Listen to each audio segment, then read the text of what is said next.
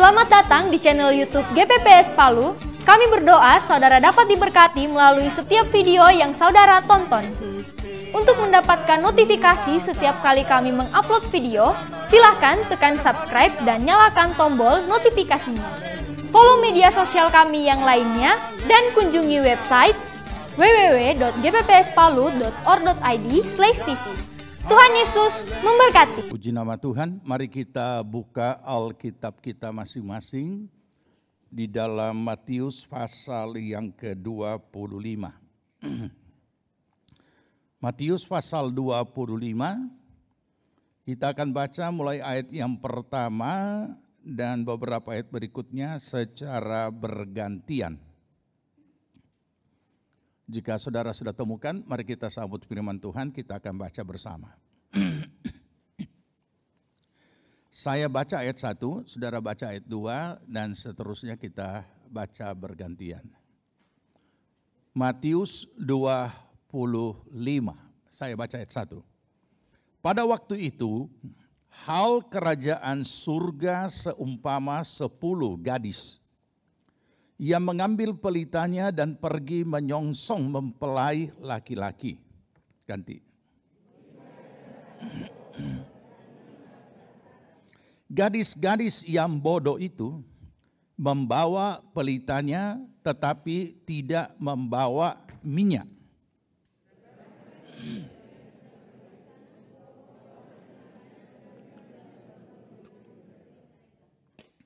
Ya. Tetapi karena mempelai laki-laki atau mempelai itu lama tidak datang-datang juga, mengantuklah mereka semua lalu tertidur.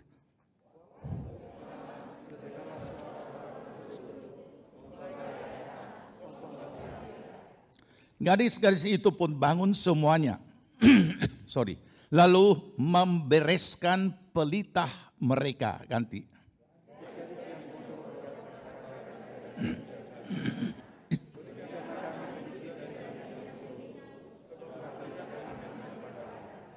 Tetapi jawab gadis-gadis yang bijaksana itu, tidak. Nanti tidak cukup untuk kami dan untuk kamu. Lebih baik kamu pergi kepada penjual minyak dan beli di situ. Ganti.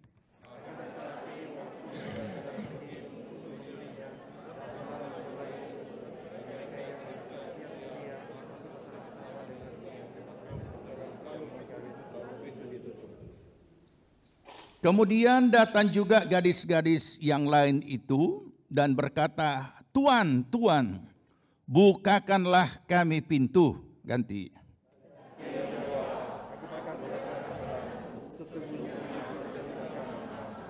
Karena itu berjaga-jagalah sama-sama, sebab kamu tidak tahu akan hari maupun akan saatnya. Pembacaan berikut Efesus 5:17. Semua sudah hafal itu? Efesus 5 ayat 17. Kita baca bersama. Ya, tunggu dulu. Kita baca bersama, tapi masing-masing cari teman bicara untuk saling menyampaikan ini ayat. 2, 3.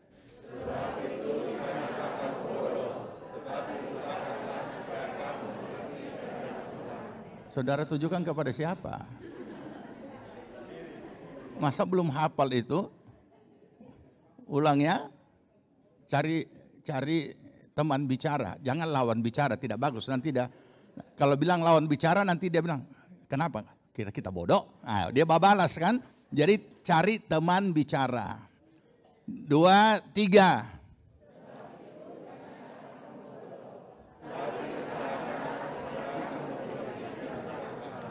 Masih nyontek juga.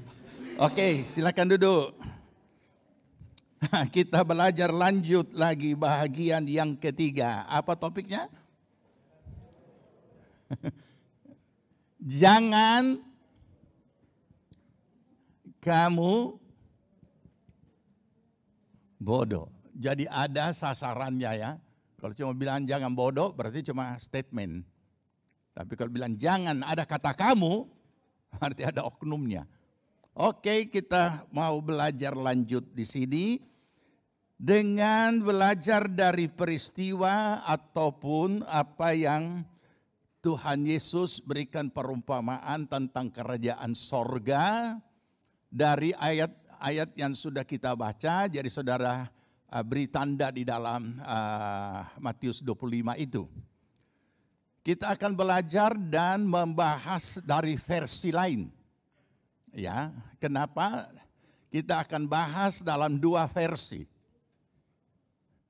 Supaya menjadi sempurna. Apa itu? Tentang masa kini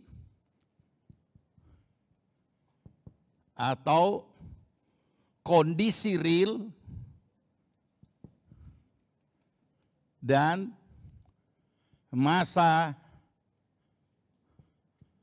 yang akan datang. Atau ke depan. Atau kalau kita pakai lagi bahasa rohani, tentang kedatangan Tuhan. Kenapa harus dibahas dari bukan dua versi ya, dari dua sisi?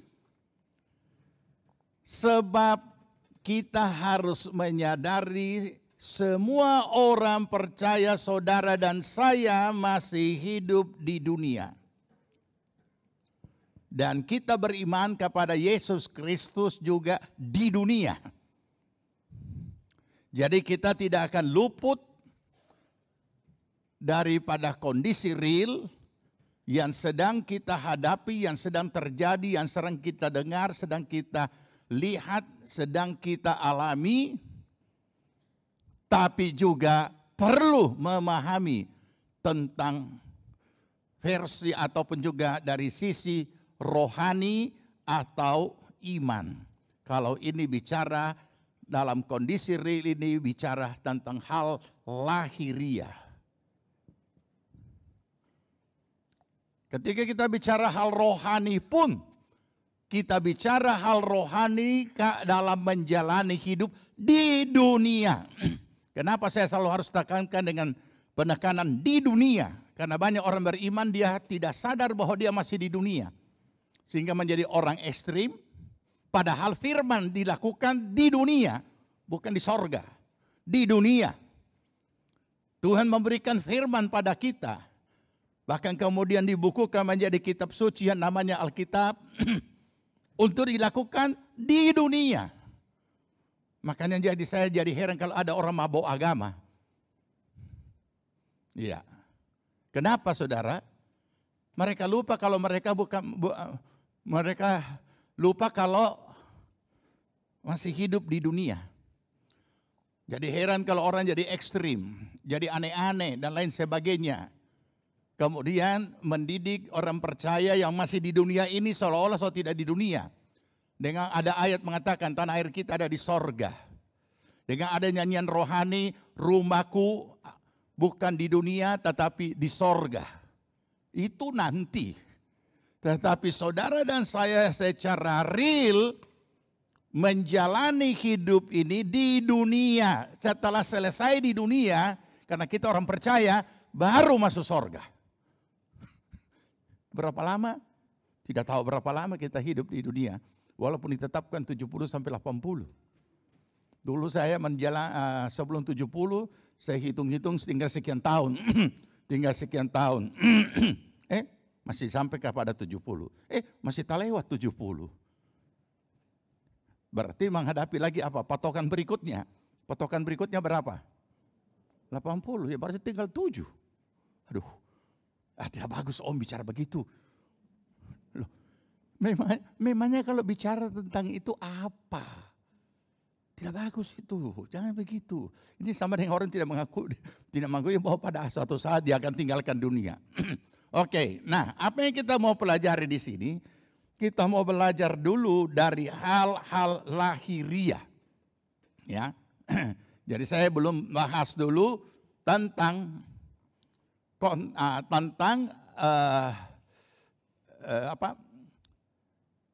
tentang kedatangan Tuhan Yesus. Saya belum bahas dulu, nanti kita tinggal lihat waktunya seberapa cukup. Tapi kita mau bicara dulu hal real yang sekarang sehubungan dengan ayat itu. Karena ayat ini walaupun itu perumpamaan, tapi itu bicara tentang orang yang ada di dunia. Bukan orang yang ada di sorga atau di neraka, bukan. Tapi orang yang sedang hidup di dunia. Dan dikatakan 5 anak, apa? 5 anak gadis. Ya, 5 anak gadis yang pintar dan 5 anak gadis bukan cuma pintar dikatakan, yang bijaksana. Dan 5 yang, halus sekali DP kalimat. Bijaksana rame-rame kencang, begitu bodoh. Oke, tentu kita tidak mau semua. Alkitab paling tidak suka orang bodoh. Dan Alkitab tidak pernah menetapkan kita untuk jadi bodoh dalam apapun yang kita hadapi dalam kehidupan di dunia ini. Karena kita yang hadapi, kita yang jalani, kita yang alami. Dan jangan kita terpengaruh dengan dengan ayat-ayat firman Tuhan yang kadang-kadang kita tidak dalami, tapi kita cuma mendengar yang hina di dunia ini dipakai Tuhan mempermalukan yang pintar, yang bodoh di dunia ini. Kita perlu tahu apa konteksnya. Ya, jadi mari kita mulai dari Matius 25 tadi, kita kembali ke situ, cermati baik-baik, dan saya sudah katakan tadi, kita mau belajar dulu dari sisi yang pertama, yaitu kehidupan lahiria di dunia sesuai konteks itu. Ya, jadi yang sudah pikir, ini jelas-jelas bicara tentang kedatangan Tuhan kok. Kenapa itu yang dibahas? Nah, saya juga balik bertanya, peristiwa itu terjadi di mana? Dan kenapa bisa demikian? Kenapa ada yang bodoh, ada yang pintar? Nah, jadi tentang hal rohani nanti, ya, saya selalu harus memperhadapkan setiap orang percaya tentang kondisi real. Supaya orang percaya itu dapat membaca situasi kondisi yang ada dan memetakan situasi kondisi yang ada untuk mendapatkan kejelasan, ini yang saya hadapi. Dan kemudian kembali kepada firman, apa yang firman katakan tentang apa yang saya sedang hadapi dengan kondisi ini. Ya, oke, kita mulai dari ayat 1. Baca sama-sama, 2, 3.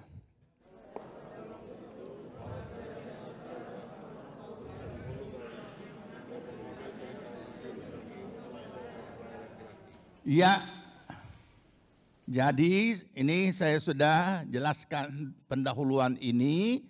Kita mau lihat dulu dari segi kehidupan nyata di dunia. Sebelum bicara tentang kedatangan Tuhan. Kenapa saudara? Bagaimana bisa tidak boleh ada orang percaya mempersiapkan dirinya menanti kedatangan Tuhan dengan melupakan dirinya bahwa dia masih hidup di dunia.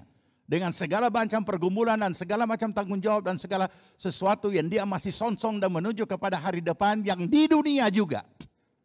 Ya.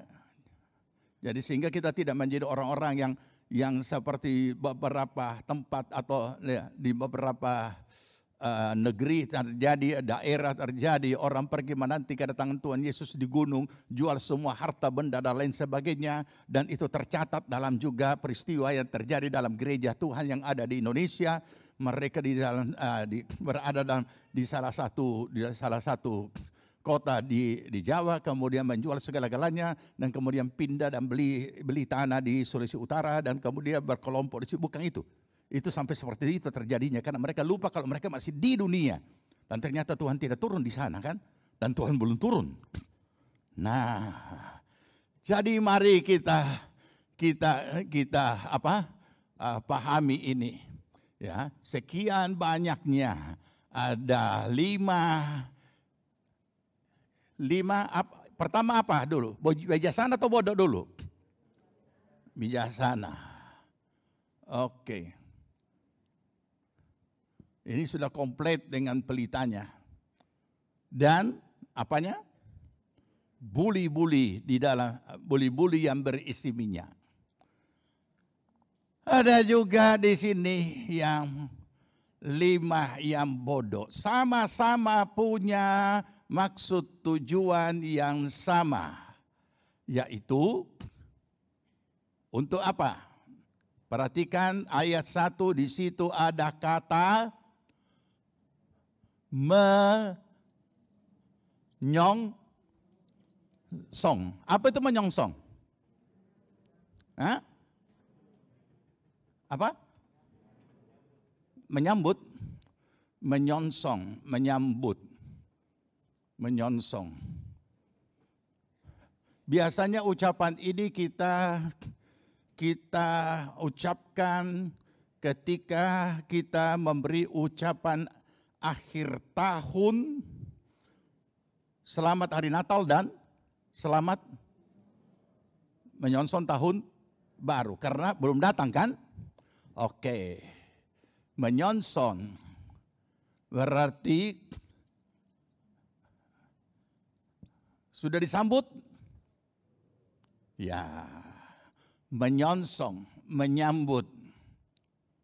Ini yang ada di depan. Berarti ini adalah yang akan datang. Ya, kita harus belajar dengan cermat setiap. Jadi cara mengerti Alkitab itu harus mengerti dulu kalimatnya, kata demi kata, untuk menemukan apa maksudnya. Sehingga kita menemukan secara keseluruhan. Ya. Jadi memang ini bicara tentang akhir zaman, tapi kita tidak boleh kehilangan bahwa penantian akhir zaman itu di dunia. Nah, sehingga ini kadang-kadang dilupakan. Ayat ini hanya dibahas, dikupas, dibahas tentang akhir zaman. Kemudian beralegoris, minyak adalah Roh Kudus, pelita adalah apa. No. Kita tidak beralegoris, tetapi kita mau bicara hal real yang tidak usah dikarang-karang dan ditafsirkan karena sangat jelas di situ. Yang jelas karena ini menyongsong kedatangan Tuhan berarti di dunia. Oke, jadi kita bicara dulu kehidupan hari-hari dalam hal menyongsong. Karena kalau kita tidak memahami kehidupan perilaku hidup kita hari-hari dalam hal menyongsong, bagaimana kita memahami dan mempersiapkan diri menyongsong kedatangan Tuhan? Tidak bisa, karena kita belum terbiasa dengan menyongsong. Kita belum terbiasa dengan mempersiapkan segala sesuatunya untuk yang akan datang. Jadi di dalam hal menyambut, menyongsong, oke, gampang. Saya gampang jelaskan ini karena kata menyongsong ini kita alami setiap apa? Akhir tahun. Ibu-ibu dulu saya mau tanya.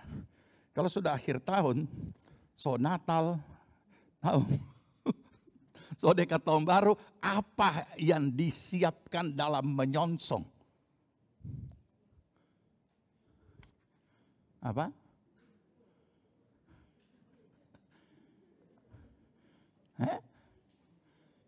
Kue apa? Pasti kue kering dulu kan? Kenapa mesti ada kue kering, bukan kue basah? Supaya bisa bertahan sampai kepada harinya. Coba bikin kue basah yang pakai santan. Nah, ketika makin dekat dengan menyongsong Natal dan Tahun Baru, apa yang saudara siapkan? Sudah bukan kue.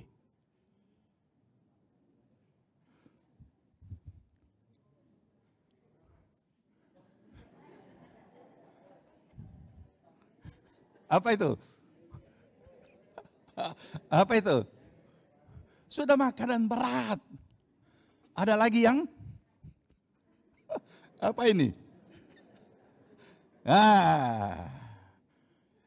Yang tidak mengerti cuma lihat di siaran ya, apa yang di tangan terputar, tapi yang hadir pasti so tahu. Makin mendekati, makin persiapan. Artinya segala sesuatu yang akan datang ini, isi daripada menyongsong, kegiatan daripada menyongsong ini adalah segala persiapan sehubungan dengan apa yang akan datang itu yang akan kita alami. Sederhana kan?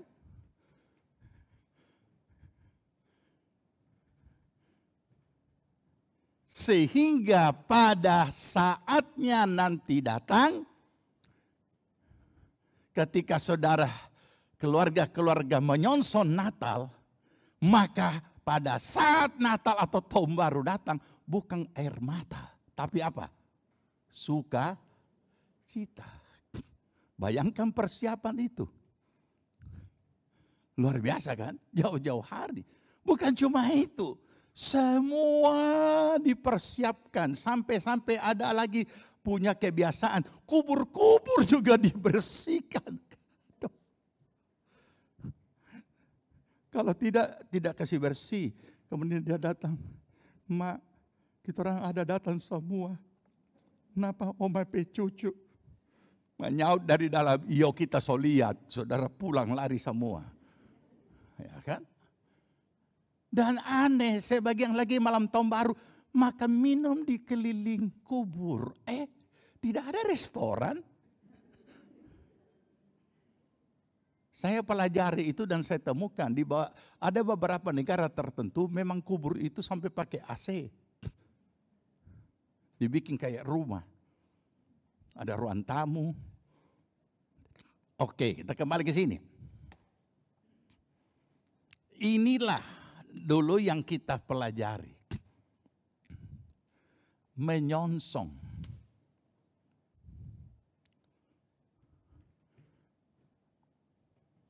Hal-hal yang akan datang. Atau masa depan. Ini masih bicara di dunia. Mari. Apa yang sudah persiapkan untuk masa depan?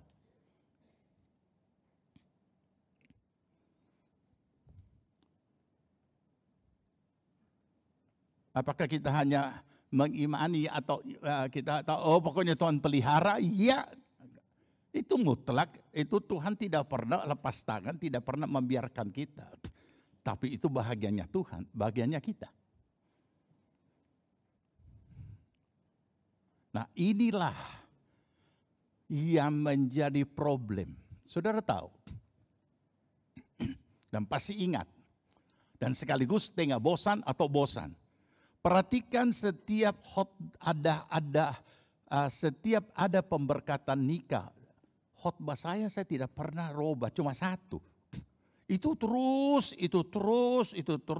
Dan mudah-mudahan yang ikut terus dia so hafal. Kenapa saya tidak robah? Saya tidak akan robah. Malah hanya tinggal tambah melengkapi apa yang masih kurang. Sebab selama ini menjadi hamba Tuhan dan kemudian merenungkan problem-problem yang ada di dalam kehidupan nikah, di dalam kehidupan rumah tangga, itu kuncinya semuanya karena menyangkut persiapan. Tidak siap. Hanya itu. Tadi ada iklan ya. Iklan untuk kaum laki-laki. Mulai umur berapa? 12 ya? 12 ya? Remaja? Itu 30 batas atas. Iya. 12 sampai 30. Dengan topik apa? From boy to man. Yang lalu ada untuk perempuan. From girl to woman. Dari seorang putra remaja menjadi laki-laki. Dari seorang noni. Dari seorang nyong. Dari seorang putri menjadi perempuan. Atau gadis atau wanita. Kenapa? Gereja harus bertanggung jawab mempersiapkan mereka. Sebab kalau gereja tidak mempersiapkan mereka, belum tentu orang tua mereka mempersiapkan mereka dari boy menjadi man, dari girl menjadi woman. Karena setiap keluarga beda-beda cara mempersiapkannya. Kalau kita sudah persiapkan mereka sebagai orang tua, mereka tidak lakukan, itu kembali kepada diri masing-masing karena itu pilihan. Kalau gereja sudah membimbing dan mempersiapkan mereka menjadi man atau menjadi woman, mereka tidak patuhi, itu kembali kepada masing-masing, tapi gereja sudah melakukan tugasnya. Kenapa selalu saya persoalkan masalah persiapan? Itu saja, sederhana. Seorang remaja putri tidak siap menjadi perempuan dewasa. Seorang putra atau seorang nyong kacili tidak siap menjadi laki-laki dewasa. Dan inilah juga yang terjadi sering di dalam keluarga. Tidak siap menjadi suami, tapi terlanjur jadi suami. Padahal seharusnya dia sudah persiapkan sebelum menikah. Bagaimana jadi suami? Apa tanggung jawabnya lahiriah dan lain sebagainya yang menyangkut itu. Tidak lama kemudian, karena dia laki-laki, maka dia akan jadi ayah, jadi papa. Tapi tidak siap jadi papa dengan segala konsekuensinya. Ya sama. Sama juga, perempuan juga begitu. Tidak siap jadi istri. Nah, kenapa mau jadi istri kok tidak siap? Setelah jadi istri, tidak siap jadi mama. Kenapa mau punya anak kalau tidak siap? Jadi semuanya dari persiapan. Jadi kalau kita kembali kepada perumpamaan tadi tentang 5 anak darah yang bijak dan bijaksana dan yang 5 yang bodoh. Sama-sama menyongsong. Ini menandakan bahwa setiap orang selagi masih hidup di dunia ada masa depan karena masih ada hari esok. Masih ada lusa, masih ada tula dan seterusnya. Dan setiap menit dan jam dan hari yang ada di depan itu adalah masa depan. Tidak usah bicara masa depan 10 tahun akan datang. Setiap hari adalah masa depan. Mungkin terpengaruh atau mungkin salah bimbing atau salah mengerti. Jangan kamu khawatir tentang hari esok. Karena hari esok ada khawatirnya masing-masing. Sudah. Dalam hal apa dikatakan jangan kamu khawatir. Sehingga Tuhan berfirman seperti ini. Dan kenapa Tuhan berfirman seperti ini dan berkata jangan kamu khawatir? Ya karena secara manusia khawatir. Ada khawatirnya. Kenapa dia bisa khawatir? Ya karena tidak ada persiapan. Kita masing-masing semua mutlak punya masa depan. Besok hari Senin itu juga masa depan. Dan lain sebagainya. Jadi tidak usah terlalu jauh kita menganalisa atau membahas tentang masa depan, tentang cita-cita dan lain sebagainya. Tunggu dulu, tidak usah terlalu jauh. Tapi yang jelas semua ada masa depan selagi dia masih hidup. Terus bagaimana kita mempersiapkan itu?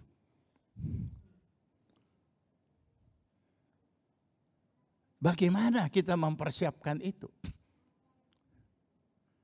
Dan bagaimana setiap orang dapat menyadari bahwa dia harus ada persiapan. 5 anak darah yang bijak dan yang bodoh, baik bijak, baik bodoh, sama-sama menyongsong, sama-sama punya ada hal yang dinantikan yang luar biasa yang ada di masa depan. Menyongsong mempelai. Tapi mereka bukan mempelai. Bayangkan masa satu mempelai kawin dengan 10 perempuan. Karena kalau orang salah paham. Menyongsong. Nah ini penyongsong mempelai. Dia tahu IO-nya siapa. Oke? Mungkin belum ada IO, sehingga jangan IO-nya tak tidur. Sehingga dia tidak kasih bangun. Ya, oke, lanjut ya. Jadi sama, jadi berarti menandakan semua ini sama punya harapan masa depan. Dan sangat jelas bahwa karena kita sudah tahu kan ada ayat berkata bahwa masa depan sungguh ada. Dan kita sudah pernah pelajari itu sampai mendetail. Nah, jadi berarti kita semua. Tapi bukan berarti kita tidak membuat persiapan. Bukan berarti kita biarkan masa depan itu datang dengan sendirinya. Contoh, apa yang datang dengan sendirinya? Yang jelas kita jalani hidup kita di dunia dari detik ke menit dan seterusnya, maka sebentar lagi akan menjadi sore. Sore kemudian menjadi malam. Dan kita istirahat. Mau dengan tidak mau dengan sendirinya kita akan masuk pada hari esoknya, yaitu hari Senin. Jadi ini waktu jalan terus. Dan kita akan ada di situ sesuai dengan ketetapan waktu selama kita masih hidup. Terus apa yang kita persiapkan? Persiapan yang bagaimana atau sejauh kita apakah memahami bahwa kita harus adakan persiapan dalam kehidupan? Ini masih bicara tentang lahiriah. Mungkin nanti akan datang kita bicara hal tentang rohani. Apa yang kita persiapkan? Jadi kita tidak bisa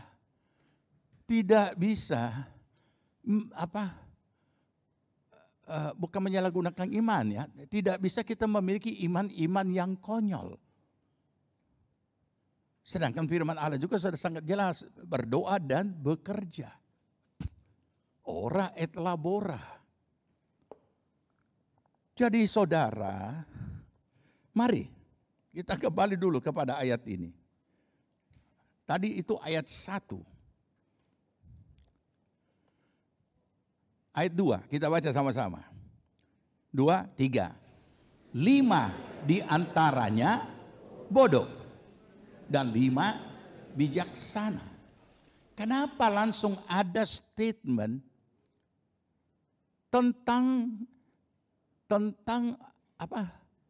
keberadaan 10 anak darah ini atau 10 gadis ini sebagai 5 bodoh, 5 bijaksana. Ditinjau atau penilaian dari sudut mana? Ya, dari sudut mana penilaian ini?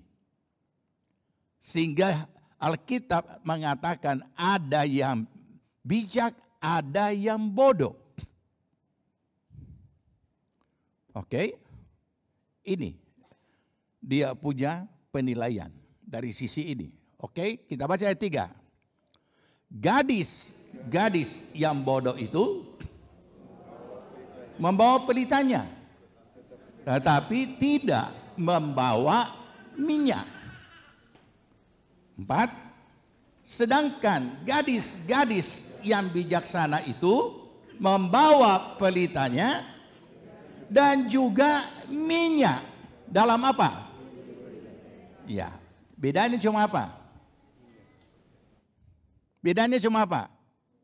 Ya persiapan. Yang bijak karena menyongsong yang akan datang ini tidak tahu jam berapa, kapan dia mau datang ini mempelai, maka dia punya persiapan apa? Cadangan minyak. Dia bawa persediaan minyak. Ini yang dikatakan bijak. Yang bodoh sama-sama. Jadi begitu keluar 5, 10. Semua sama. Tidak bisa dibedakan. Karena semua pelitanya menyala. Jadi kalau kita renungkan saudara, betapa bahayanya kalau tidak ada prepare, tidak ada persiapan. Atau kenapa tidak ada persiapan? Karena kita tidak siap.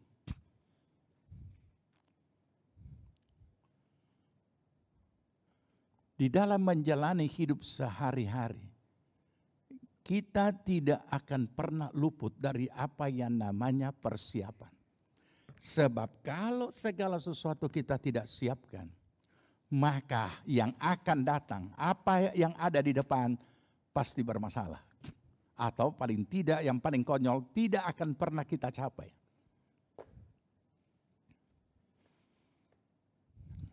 Renungkan sejenak. Dan pasti persis ini ayat. Kita semua sudah ada di ruangan ini. Dalam ibadah. Saya mau tanya. Apa yang saudara siapkan? Dan kapan saudara mempersiapkan segala sesuatu yang ada hubungannya dengan saudara mau datang ibadah?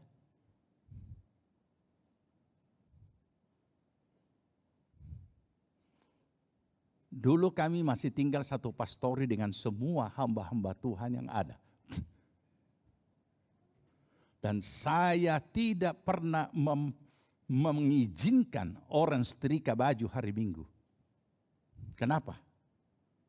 Karena itu akan pasti membuat kamu terlambat ke gereja. Jadi kalau sampai kamu sudah pilih baju ini dan kemudian kamu belum sempat setrika, konsekuensi logisnya tetap pakai tanpa setrika kendati kusut. Kenapa? Kita harus belajar menanggung konsekuensi logis. Ini. Bukan lari. Sebab ketika segala sesuatunya baru kita mau siapkan pada harinya, malam setelah bayang-bayang, oh ini kita mau pakai baju ini, DP pasangan ini. Nanti besok saat. Tapi saudara tidak persiapkan. Besok mau cari, di mana kita perok ini, mencari, oh ada tanpa cuci. Aduh ini yang kita mau pakai, kenapa belum? Belum nyala lagi kan? Kenapa? Tidak disiapkan. Jangan anggap ini hal kecil. Ini kebiasaan dan tabiat yang kebiasaan lama-lama bisa jadi tabiat. Ada orang so datang ibadah, so sukacita puji Tuhan. Terus tadi ada pengumuman, ada ekstra persembahan. Aduh, kita tidak bawa ekstra. Nah, jadi begitu dia sudah ini. Ini pernah terjadi di satu ibadah. Dia cari, aduh di mana? Karena tidak tahu ekstra sebentar ini pakai ini cuma contoh saja. Karena memang sudah pernah terjadi di mana-mana. Apakah pakai kantongan atau juga amplop, cari. Cabut. Nah, itu tempo dulu kan? Tempo dulu kebiasaan jemaat belum dididik. Tidak tahu sudah jadi mode di mana-mana gereja Tuhan. Begitu dia cabut satu, langsung dia ojo. Itu dulu. Nah. Kemudian apa? Kenapa mesti jadi begini? Karena belum dipersiapkan. Makanya gereja juga harus memperbaiki dirinya. Menolong jemaat Tuhan. Makanya disediakan amplop. Karena yang kita persembahkan ini untuk Tuhan. Sehingga ditaruh dengan ini. Dan dari rumah siap. Jadi hati rela.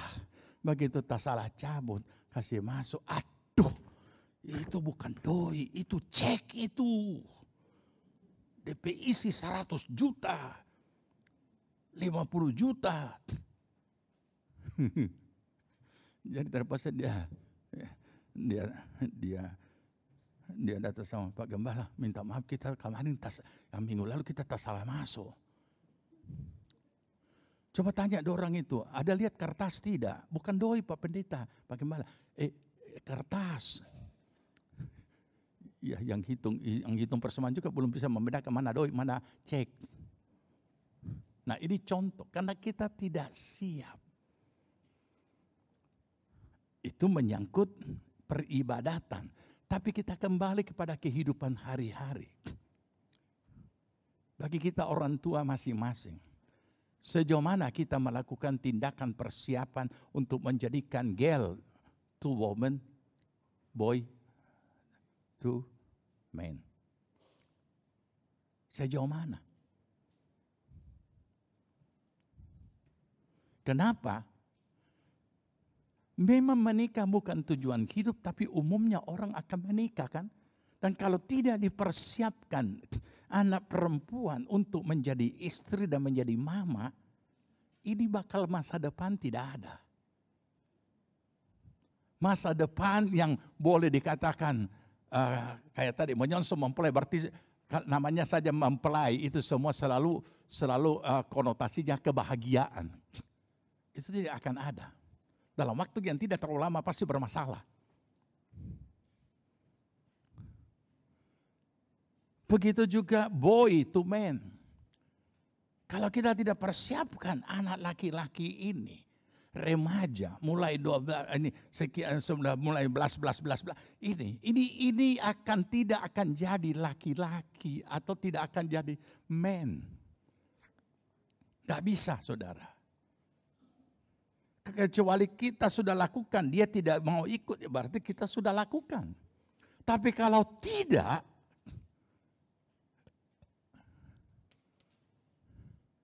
saya ingatkan remaja-remaja.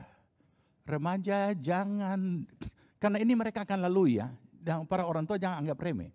Setiap remaja ketika mereka sudah mulai puber, entah itu laki-laki, putra atau putri. Mereka akan berhadapan dengan apa yang namanya asmara. Yang akan menghancurkan hidup. Ketika orang sudah mulai kena asmara dan mabuk asmara, mereka tidak akan dapat menyusun dan mempersiapkan masa depan. Yang mereka selalu inginkan, baku dapat, duduk sama-sama, kemana sama-sama, baku kele sama-sama, itu terus, dan tidak mempersiapkan masa depan. Dan anehnya, begitu mereka masuk karena terlalu dekat, terjadi sesuatu, dinikahkan, tidak lama hancur. Kenapa? Karena belum siap jadi istri dan jadi mama, belum siap jadi suami, dan belum siap jadi papa. Dan itu tanggung jawab kita untuk memulainya sedini mungkin di saat dia sudah mulai dapat menangkap, menerima. Jadi saya mau ingatkan, karena itu pasti terjadi pada semua remaja. Ya, kuburkan itu. Karena itu akan merusak masa depan. Kenapa? Karena setiap boy akan menjadi laki-laki dan akan menjadi suami, menjadi papa. Setiap girl akan menjadi woman dan menjadi istri dan menjadi mama. Ini yang dipersiapkan dalam segala hal. Tapi kalau kita tidak menyongsong hari depan ini, kita tidak siap dengan apa yang ada hubungannya dengan masa depan, maka tidak akan, atau terlambat, atau pintu ditutup seperti tadi dikatakan. Tidak ada kesempatan lagi.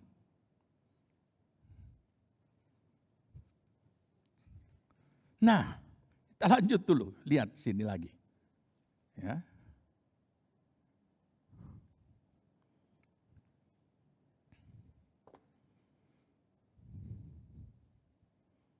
Ayat 5. Tadi sudah menemukannya, apa penilaian itu? Yaitu persiapan. Ayat 5 kita baca sama-sama. 2, 3. Tetapi karena mempelai itu lama tidak datang-datang juga, mengantuklah mereka semua. Lalu tertidur. Ingat ya, yang bijak dan yang bodoh sama-sama tertidur. Apa penyebabnya? Tunggu terlalu lama. Dan orang katakan menunggu itu pekerjaan terberat. Tunggu, terlalu lama, mengantuklah mereka semuanya. Dalam arti kata, mereka tidak pernah tahu kapan itu mempelai datang. Ini juga.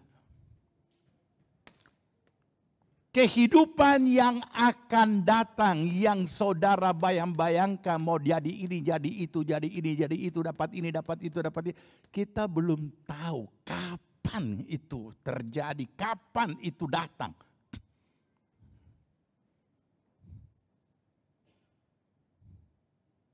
Dan ada kalanya terjadi kejenuhan dalam menjalani kehidupan. Oleh karena pergumulan-pergumulan hidup. Baik dia seorang remaja, seorang putra-putri, ataupun juga sudah jadi man atau jadi woman. Dalam pergumulan kita menjalani kehidupan kita. Berjuang untuk mencapai apa yang akan datang itu. Kita kelelahan. Lamanya belum tercapai. Lamanya belum terwujud.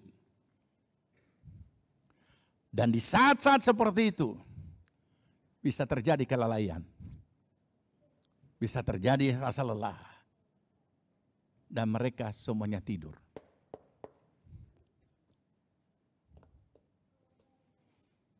Mari kita renungkan, saudara. Persiapan apa yang saudara siapkan untuk rumah tangga saudara ke depan? Dan dalam hal apa saudara siapkan? Dalam hal apa? Tergantung hal apa yang akan datang yang saudara rindukan. Siapkan itu.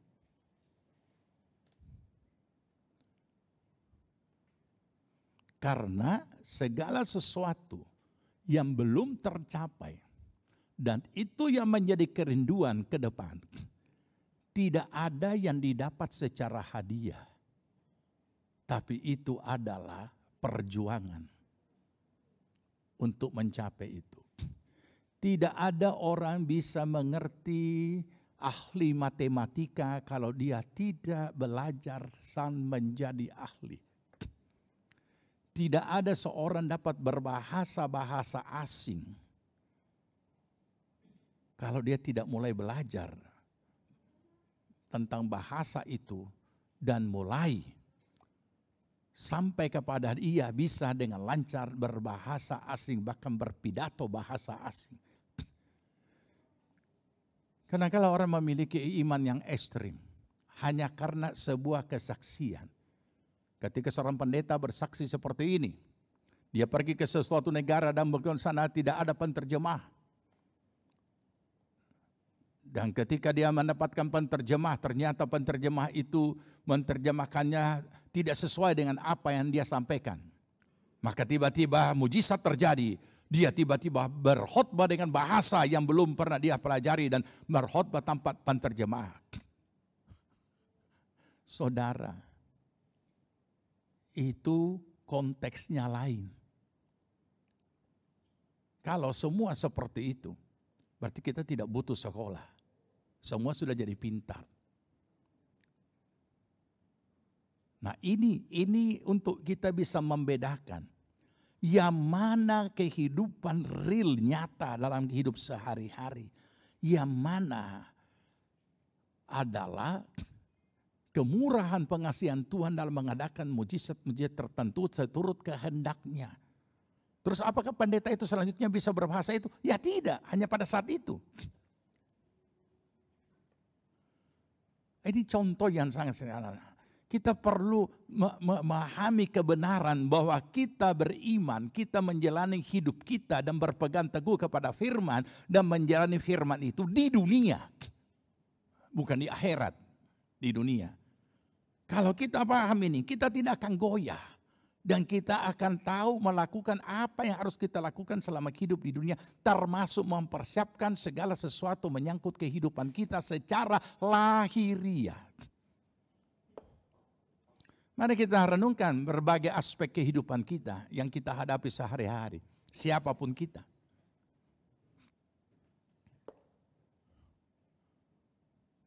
Dan bagi adik-adik remaja ini, apa persiapan saudara ke depan? Jangan-jangan saudara yang fluid dan saudara juga balas, oh dia tidak bertepuk sebelah tangan.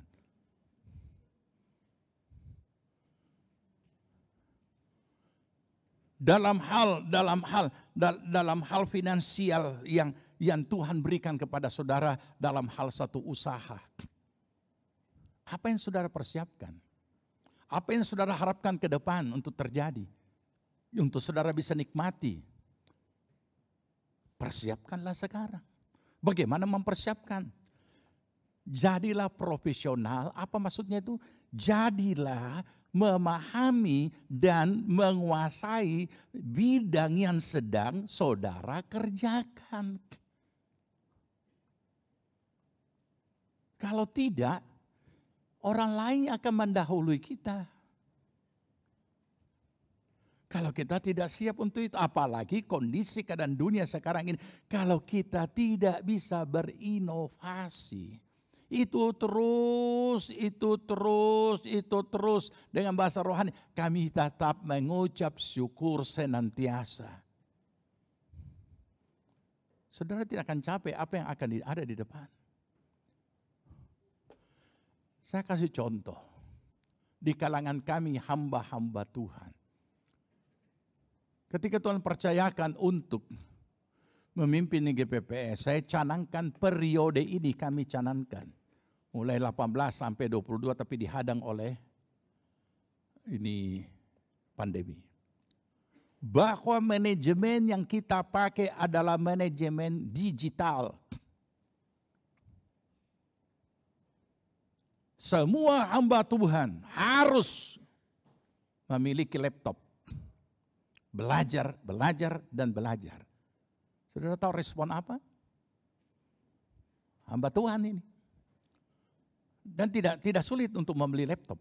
Karena seluruh Sulawesi Tengah sampai di pelosok desa hamba Tuhan GPPS, semua kalau bersidang atau rapat rakerna, semua laptop. Karena kami selalu bimbing. Ada berkat, itu dulu beli.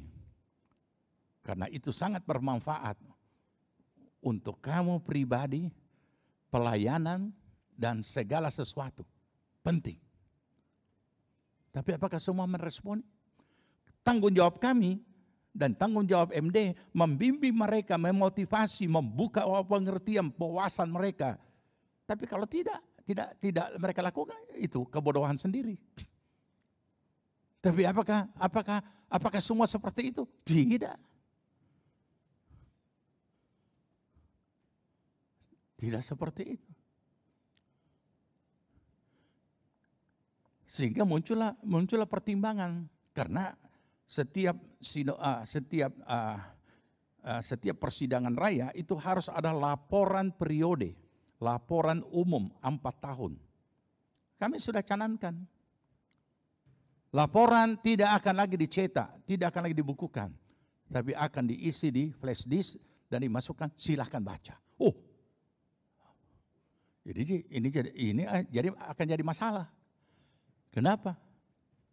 Bagaimana mau baca? Baca dari mana? Bagi yang memahami, bagi yang sudah punya persiapan, ini jauh lebih praktis karena pulang tidak usah bawa buku tebal tambah timbangan di pesawat. Cukup flash disk kecil-kecil. Tapi kalau tidak siap, tidak apa-apa. Kita bimbing itu buku tidak berat kok. Ya puji Tuhan. Nah inilah saudara. Ketidaksiapan. Dan benar apa yang terjadi? Yang terjadi lebih lanjut kita baca di sini. Bahwa mereka semuanya tertidur. Kita pasti tahu ini secara sederhana, secara fisik, secara psikis. Kalau orang menunggu itu sangat bikin kesal dan mempengaruhi fisik juga kalau kita kesal. Dan akhirnya mereka tertidur. Nah ini ya, kata tertidur ini. Bijaksana juga tidur. Sekarang, yang bijaksana juga tertidur. Salah? Tidak salah. Tapi kalau yang bodoh tertidur, salah apa tidak? Nah ini kecerdasan kita perlu kita latih. Kenapa yang bijaksana tertidur? Dan mau tidur, sedangkan tujuan mereka menyongsong, menyambut, menanti. So tahu kan kalau namanya pernikahan kan, ini kan mempelai laki-laki yang mau ditunggu. Ada orang datang di dalam pernikahan dengan kremus-kremus. Susahnya mau datang pesta. Orang-orang tempo dulu, tidak tahu sekarang ya. Yang saya tahu orang tempo dulu kalau mau pergi pesta, kiri kanan pinjam yang namanya dulu namanya pakaian emas. Maksudnya pakai emas apa itu? Kelengkapan, ada leontinnya, ada ininya, ada apa semua. Jadi bajalan gemerlapan, walaupun dia sewa. Dia tahu sekarang juga ada yang begitu tidak. Tapi yang jelas, mau hadir dalam acara. Jauh-jauh sudah persiapan, semua tidak boleh. Aduh, saya biasa perhatikan dulu masih sering karena GPPS ini dimulai dari sebuah salon kecantikan. Jadi saya lihat, aduh ini ada acara, apalagi ini acara ini tanggal berapa ini? Ibu-ibu pejabat so antri di salon. Padahal besok ini mau ini. Jadi saya pikir bagaimana dia tidur So basanggul. Besok acara ini malam, ini siang basanggul. Apa tidur tengkurap atau tidur duduk, tidak tahu. Tapi yang jelas dijaga begitu rupa. Oke. Tapi yang bijak tidur. Bisa saudara nangkap ini? Ini banyak hal berharga, pengajaran-pengajaran di dalam ayat ini yang dapat kita pahami untuk kehidupan masa kini sekarang. Sebelum kita bicara tentang hubungannya dengan kedatangan Tuhan. Kenapa dia tidur dan bangun tidak ada masalah? Sebab dia bukan cuma bawa pelita, tapi dia juga bawa minyak di dalam buli-buli. Dia tidak khawatir dia tidur. Mau jam berapa mempelai datang, pelita tetap menyala.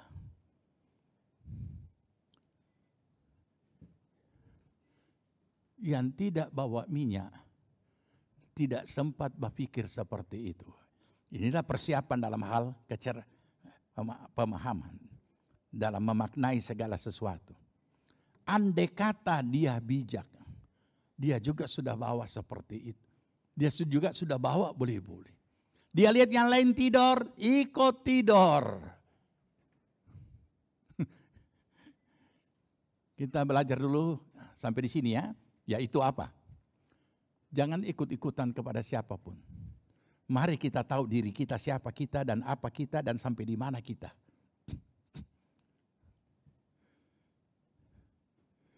Kadang-kadang orang bersahabat dengan orang-orang yang wah. Dengan melevelkan dirinya juga sebagai yang sejajar. Kalau orang-orang yang wah itu semua mereka sudah ada. Mereka sudah pernah melewati banting tulang dan segala-galanya. Sehingga mereka menjalani hidupnya santai saja. Karena mereka sudah punya semua. Jadi waktunya mereka mau bergaya. Ini kita bicara secara dunia dulu. Tetapi kalau kita belum sampai di situ, kemudian melevelkan diri kita di situ karena kita bersahabat atau selalu jalan sama-sama, kita harus tahu diri. Kita masih harus banting tulang. Kita masih harus kerja keras. Kita masih harus melakukan segala sesuatu bagaimana untuk mencapai apa yang akan datang. Ini perlu kita memahami. Kita tidak perlu budaya kita yang selalu hidup karena gengsi itu kuburkan dalam-dalam. Itu masih kental sekali di negeri kita itu. Masyarakat kita hidup dengan gengsi. Bukan hidup untuk satu kebutuhan yang mereka perjuangkan, tetapi hidup karena gengsi. Tunggulah saatnya.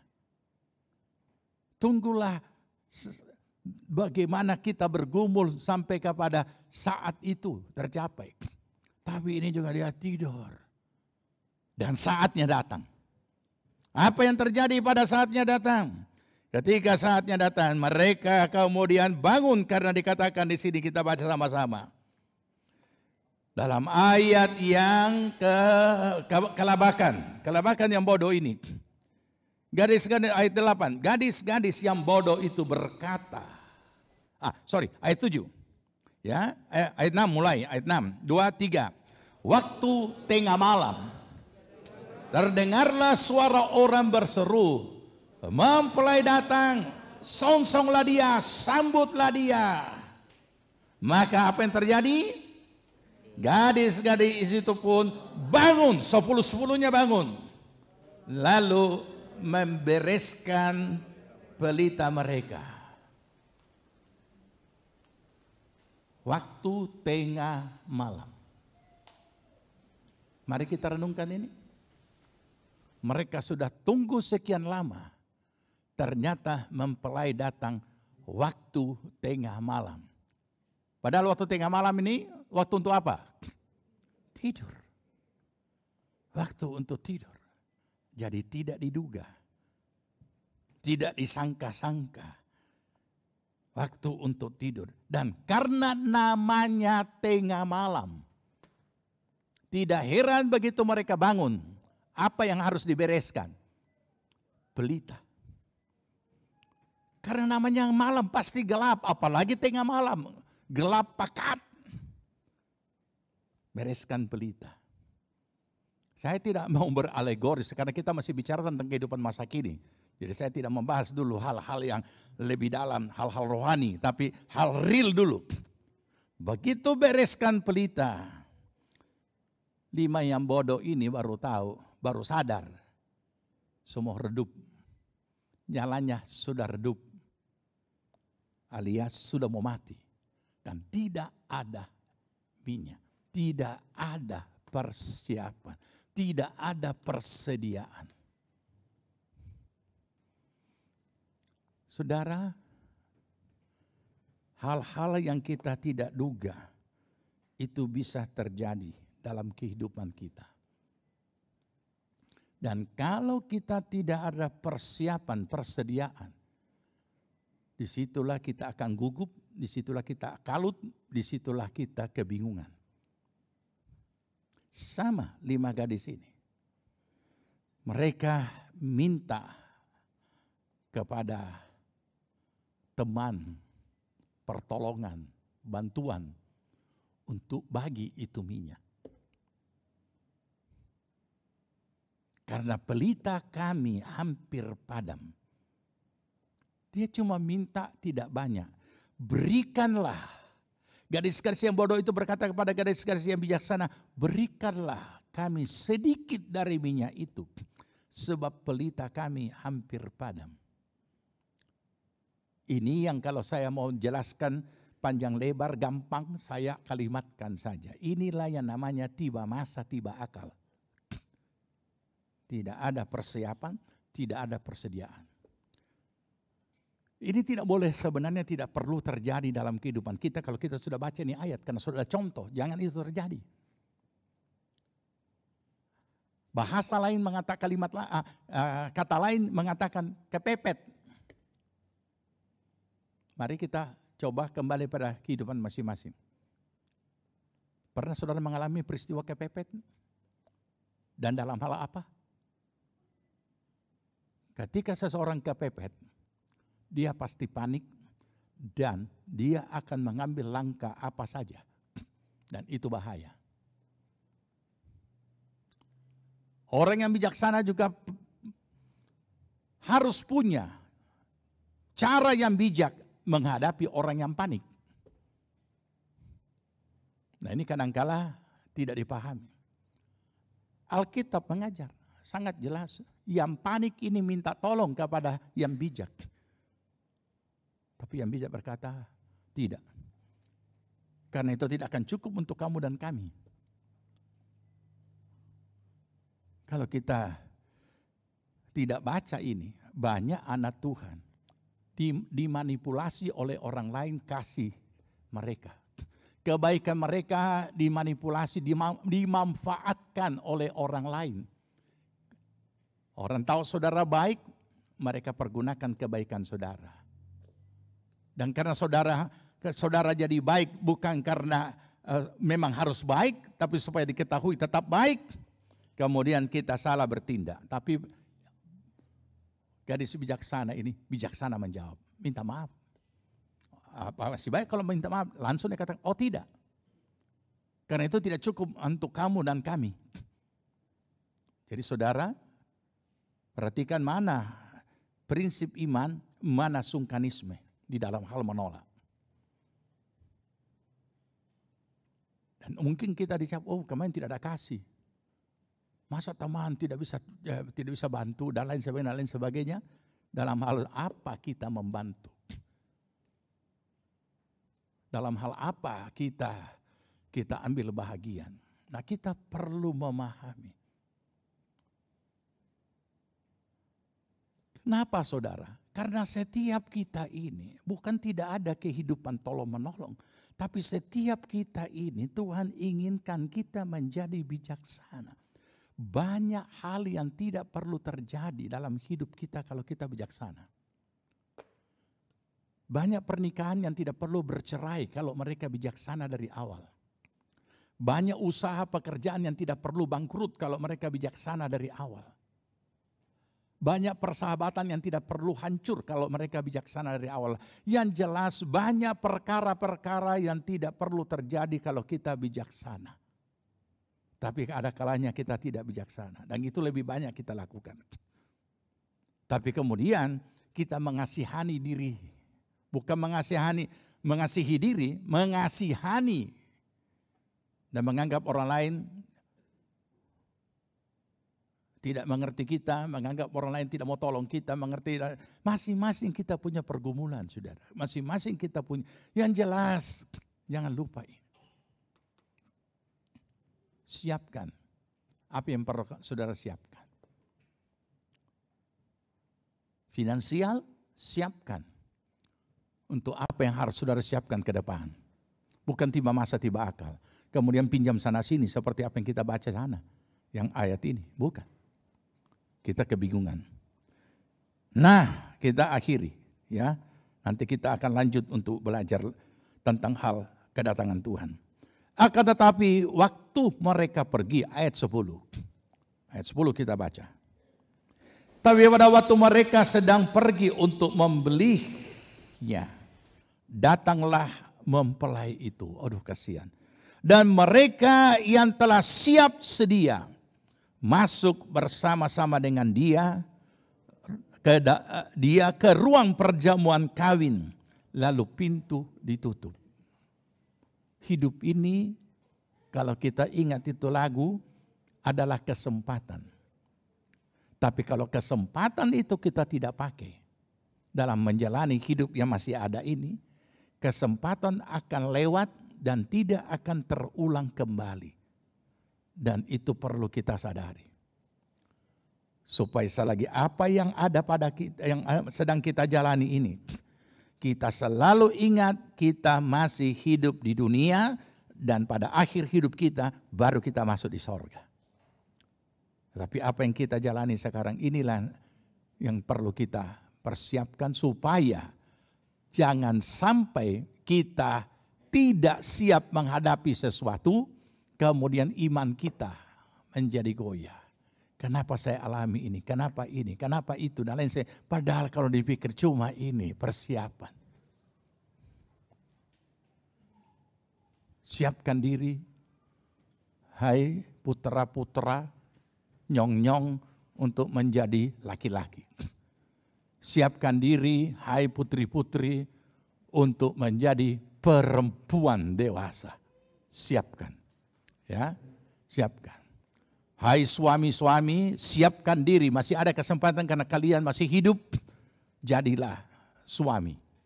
Jadilah papa. Jadilah istri.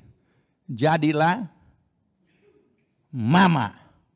Kenapa masih ada kesempatan? Karena masih hidup. Kecuali kita sudah tidak ada. Kita tidak bisa bikin apa-apa lagi. Atau bahagian-bahagian dari fisik dan psikis kita sudah bermasalah. Tidak bisa berfungsi lagi. Tidak bisa lagi bekerja. Tidak bisa lagi berpikir. Maka itu semua sama dengan pintu sudah ditutup. Padahal masih di dunia. Dan kesudahannya kita mengalami bukan masuk dalam kebahagiaan tuannya, tapi masuk dalam penderitaan hidup di dunia ini. Mari saudara, kita menjalani hidup kita dengan kemurahan pengasihan Tuhan yang kita hargai. Paulus berkata, aku tidak sia-siakan anugerah Allah dan kasih karunia-Nya, melainkan aku bekerja lebih keras dengan kasih karunia bekerja dalam dirinya. Hidup kita masih kita jalani. Sampai kapan kita tidak tahu. Tapi bukan berarti ya saya sudah jalani dari dulu ya begini-begini juga. Bukan. Berubah dan berubah karena dunia terus berubah. Dan kita tidak bisa menjawab tantangan-tantangan yang ada dalam kehidupan dunia ini.